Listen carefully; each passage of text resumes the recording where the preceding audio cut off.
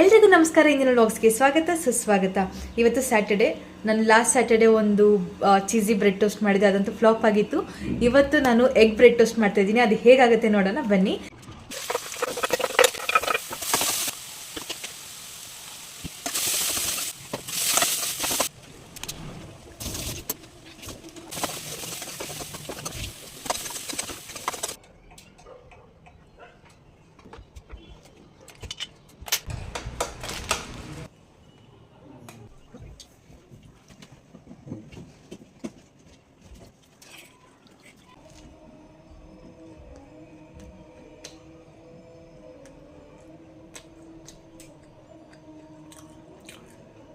ಚೆನ್ನಾಗಿದೆ.